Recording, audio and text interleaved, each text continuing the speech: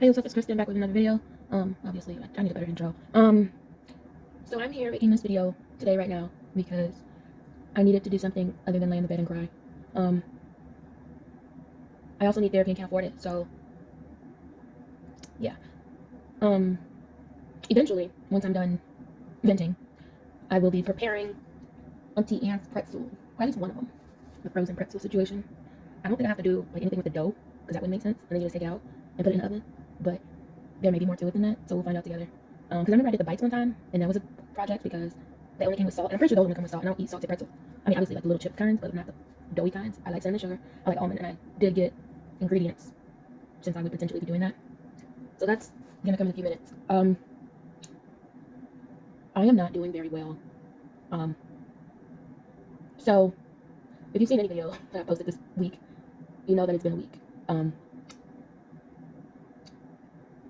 This is embarrassing. I received another huge letdown disappointment, and maybe we could call it a reality check as well, because I wasn't selected for the Human Grad Mentorship Lab this year, and I've never been selected. It's my first year applying. So it's not like, oh, we'll get them next time. I don't know if there's gonna be a next time for me. And of course, like any audition process, there's really no feedback. It's just you didn't make the cut, so you're left wondering. I knew it was a long shot, but I honestly thought I had a decent long shot. Like if we're doing a sprint, I would at least qualify for the next round or something. Deliberation took 7 weeks from the time that I submitted my application. And I've tried to talk to a few people about this, but not like in detail, partially because no one around me actually cares. And yeah, so I've been dealing with it on my own mostly, because only a few people even know that I applied. Yeah, and there have been a few instances in my career or potential career that really hurt. I've experienced a lot of career devastation, which sounds dramatic, but honestly, when you think about the fact that your career or whatever you do for work is literally how you make a living, then when you put it into that perspective, you realize it's not just, oh, shrug your shoulders and get over it. Like I actually, between grade school, high school, college, post grad studies, there's been a huge investment into being able to maintain a job and take care of myself. Like that's what everyone goes through. Some people live on disability. Some people, I don't know, everybody does what they do. But in my particular case, I'm always like right in the middle between qualifying for things and not qualifying for things. For instance, I wouldn't qualify for disability, like to live on disability. So, and then I also don't have the means to be like a professional student, which I had considered at one point, or I just would be an academic, or like I would get 14 doctorates because I never wanted to enter the workforce. I just wanted people to pay me to learn. That didn't work out. And I was the type of kid that I obviously, if you've been, so I always introduce this stuff where it's like I leave out so much backstory, but that's because there's so much backstory. So yeah, anyway, as a kid, I always like knew what I wanted to be, or like the kind of life I wanted to have, and I understood that it would be hard work, and was willing to put in that work from a very early age. Like I think, well, a lot of my childhood lessons come out of like fear. It was very easy to steer me into doing things or not doing things. Goes back to the naivete problem, where it's like if you don't get good grades, or if you don't do things this way, your life's gonna be horrible. Surprise! 25 years later, I did all those things, and I wouldn't say my life is horrible, but I would say I have tremendous internal struggle. Outwardly, it might appear like, girl, you're doing fine, and I might tell people like, oh, I'm doing okay, in passing. But I'm not getting ready to have a therapy session with everyone that introduces themselves to me, because I learned that you shouldn't do that. Okay, I used to do that. You're not supposed to. So, yeah. But the reality is so much more. It requires so much more processing, especially for someone with a brain like mine that has to, like ruminate over things. I wouldn't say has to ruminate over things, but naturally that's what I do until I get to a conclusion or a spot of like, I'm settled on this conclusion. And that hasn't happened yet. The more that I try different career paths, the more I may, like the more I've processed some previous letdowns, but at the same time, additional letdowns just bring that feeling back up. So the first, I would say loss, right? Career loss or devastation. I was young. How old was I? 22, maybe? Which was like 8 years ago. Which seems like not that long ago. But when you factor in that this isn't like a documentary where you flash through people's lives in decades or whatever, I've had to live every second of it 8 years. So like multiply the numbers. That's how long it's been since the first gut punch. So while it might not seem like a long time, if you piled that up, like year 8, year 7, year 6, year 5, and you realize the amount of wins or victories or successes in that time period far um, are far less than what did I say? The wins don't outweigh the losses in that time period, is what I'm trying to say. And to be quite honest, I have been pursuing technology or a technical career for a minimum of 12 years. I would say that like from graduating high school, entering college, because that was the pivotal point where it was like, okay, stop playing around, like get serious, get a job. Well, not get a job, but prepare to get a job. So that's quite a long time. 12 years is over a decade. 8 years is almost a decade. And I just find myself like, and I'm not denying that this is a really rough time period for the US economy and labor force. That's true. However, what other people are experiencing now is what I've been experiencing for 8 years. So in this time, I tried to pivot because I kind of felt like I was getting the message like, Kristen, this whole technology field thing, it's not for you. I'm not going to get you a job in this field. I'm not going to let you keep a job in this field. This is me giving my thoughts about what God is saying or trying to tell me.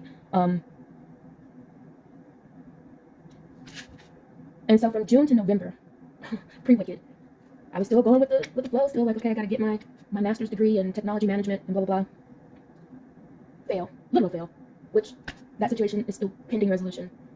But I have made some progress, potentially, but it's still pending resolution.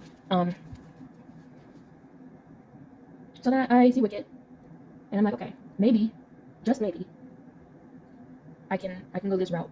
Maybe I can entertain the thought or the idea of a creative career in some aspect. Partially because I was very invested, right, in the whole production aspect of it.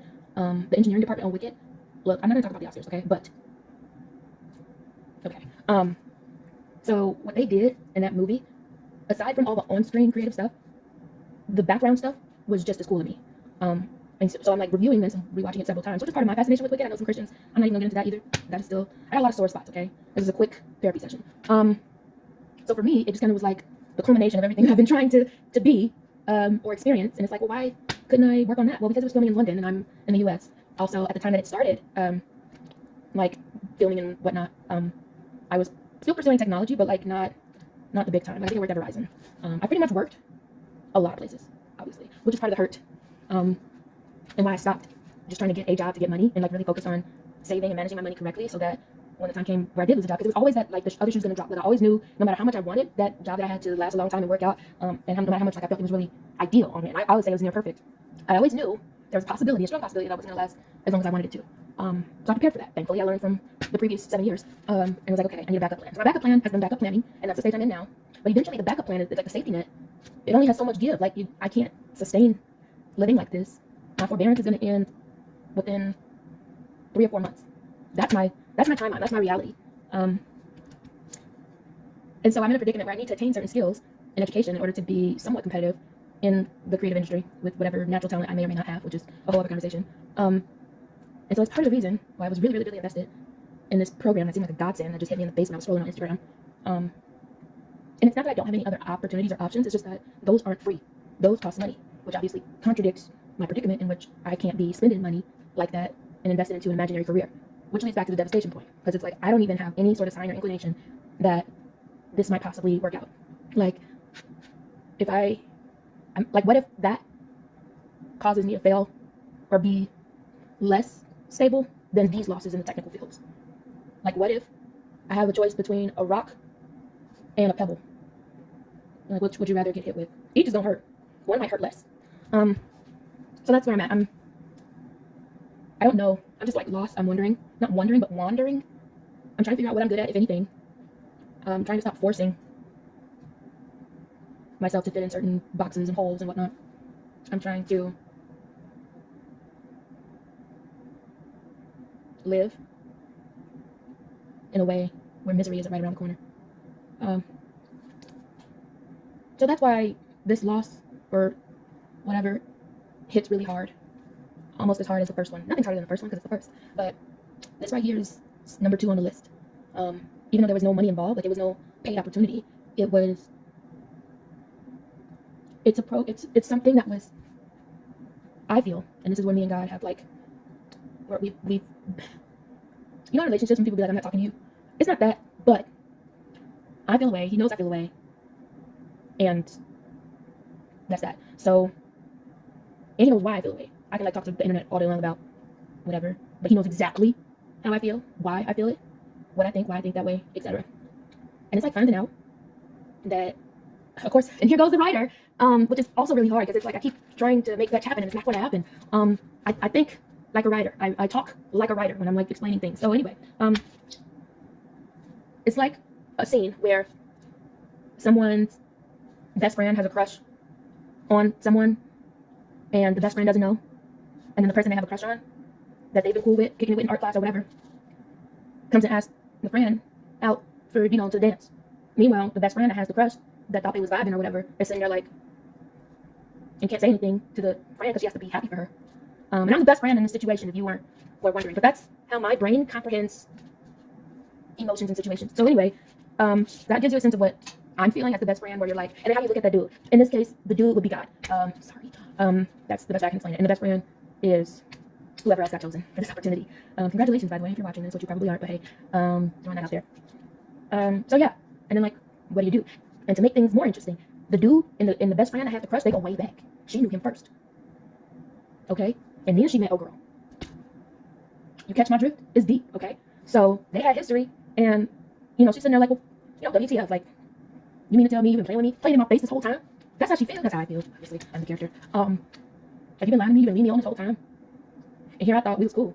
I gave you answers to the homework assignment. Obviously, that's me embellishing for entertainment, but that kind of dynamic.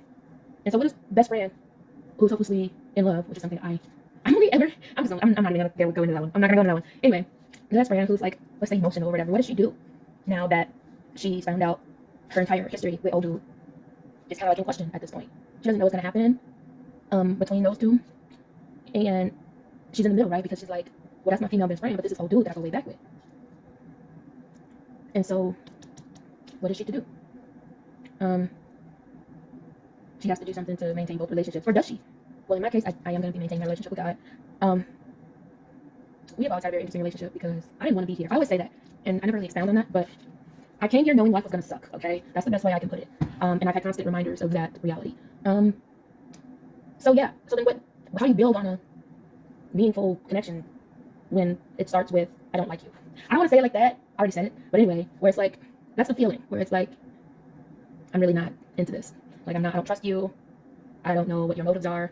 I don't understand if you're leading me on, or if I don't understand if you have ulterior motives by asking me on a date, And I mean, some people do claim, that Jesus could be a boyfriend or whatever. Again, that's another tangent conversation. But yeah, this is me just saying I'm struggling and processing and not necessarily doing a great job.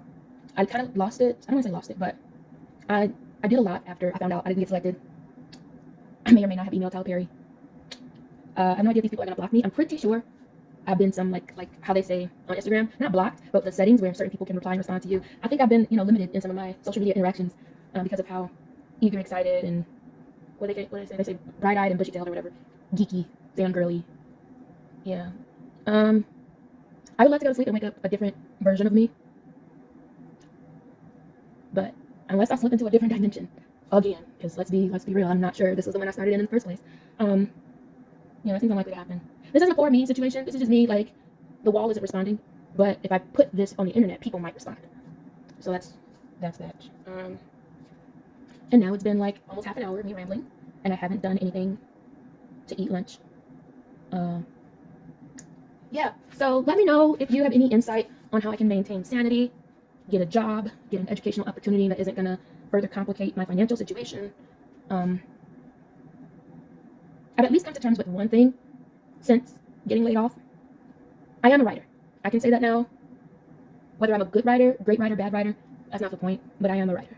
And that's something, because, I mean, as a kid, like going back to that, I always wanted a career, which is why my life looks the way it does. I don't have kids. I have a rabbit now. I like to keep a rabbit around to remind me that I'm human. But that was always me. I was always Olivia Pope type, where it's like, no, I need to work. Like, I'm here to work. I'm here to do a job. I don't know what that job is exactly, but that's what I'm here for, and all this other stuff is distraction. That's been my mentality. So imagine being like that, like how people feel about wanting kids and wanting a family and wanting a marriage or relationship. That's how I feel about working. So put that into perspective. I know that I'm kind of weird to most people, and annoying to most people, but I'm a valid human. My existence is valid, my experience is valid, my opinion is valid, and so is that of everyone else. But that's where I'm at. So that's why this has been a really emotionally intense season. I have started writing another book because what else am I going to do with emotions and thoughts and whatnot. I've also come up with another book concept, and in addition to like the writing that I'm doing, I didn't know there was two different things until I got it out. And I'm gonna start probably trying to look into the publishers, like not just getting the stuff out there, but actual lucrative deals, because that's the next best thing. But yeah, it's been challenging, to say the least. At least some people, if they've lost their job, they have like a job history or like a consistent history, whereas like I've been working this job for 10 plus years or 5 plus years. I don't have that. So it's rough. I ended up living the starving artist life when it's not even the career path that I chose. I strategically chose like technology to not have to deal with that, but yeah. That's enough talking. I'm gonna do this pretzel thing, because my sugar is actually dropping. It might take 15-20 minutes to cook anyway. Yeah, alright.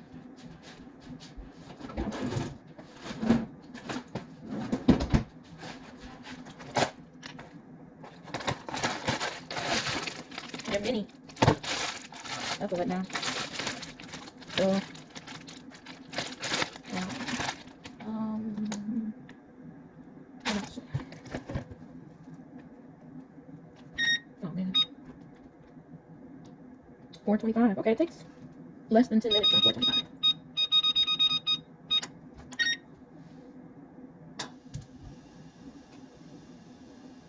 Okay. I think that's too strong.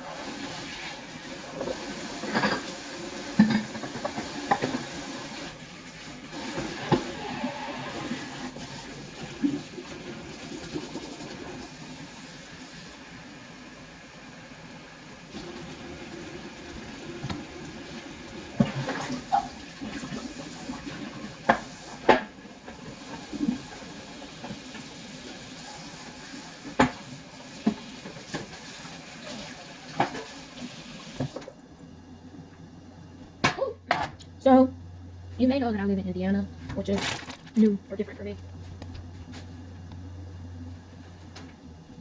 I'm not from Indiana. And while I lived in Indiana for school, for college, I didn't have to worry about like building ownership stuff or whatever. So, I hate the water here. I really, really do. I'm used to Lake Michigan water and not being a water softener. And that partially contributes to some of my like anger and frustration about me trying to get my life together and then that not turning out the way I wanted it to.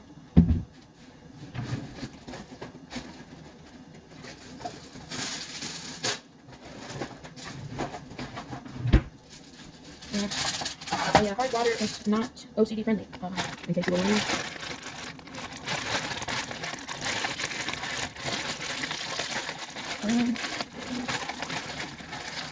In addition to like work drama or lack of work drama, there's also a lot of personal life stuff, like family and whatnot that I don't talk about on my YouTube channel because why would I? So it's like it's not like just one thing going on or whatever. This is what it looks. Woo! This is what it looks like. I'm sure it's not gonna taste like the fresh ones with the dough that they, cook up live, like in things, but yeah.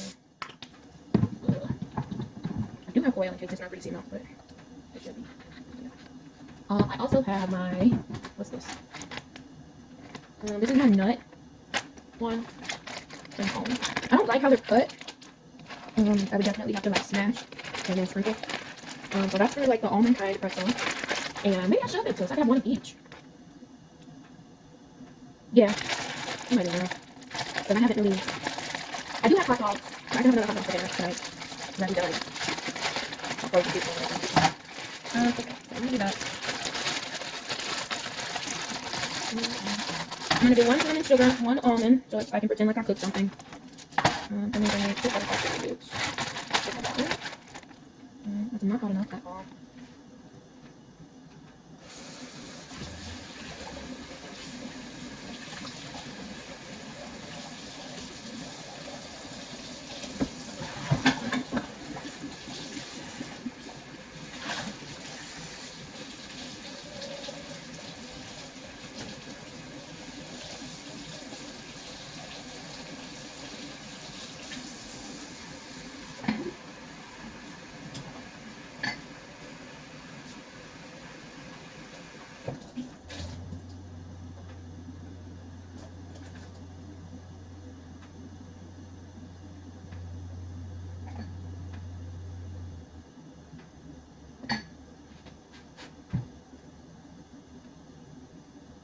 You can't microwave the butter packets.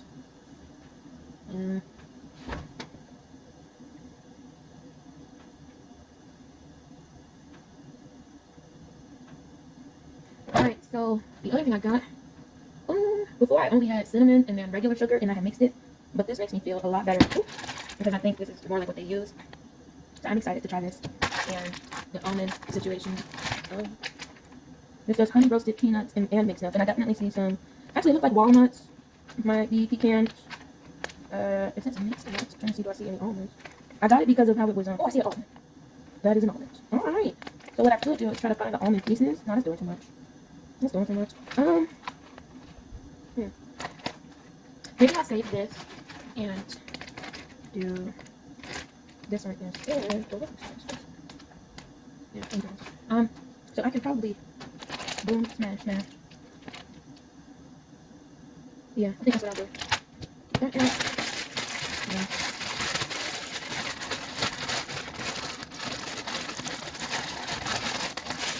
Oh, maybe I don't need to do this. Whatever. Got it.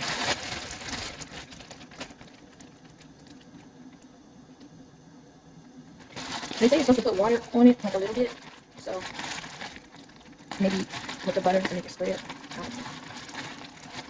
Okay.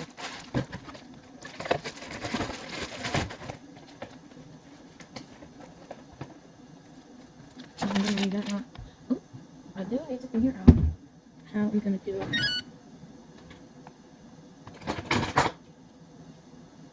This one.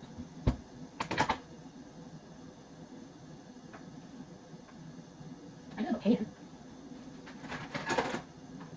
I think I was gonna film myself doing grilled cheese, but I didn't. I'm just gonna use this little ice cream scooper to smash it because it's not like super heavy or whatever. And then actually it'll be easier to just take your arms and and it'll probably be less messy and more targeted, even if I have to do it a couple times. Okay. There's that.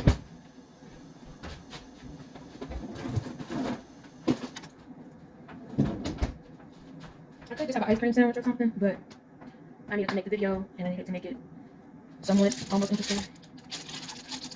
So yeah.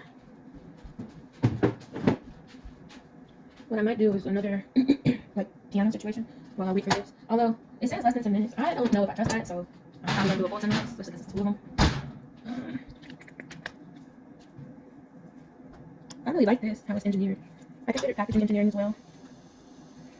And let's face it, that's one of the most steady fields in engineering because everything needs a package. This is pretty. I like it. Very pretty. Alright, I'm going to speed through this so you don't have to sit through the boring parts. Very spicy. Not spicy like hot, but spicy.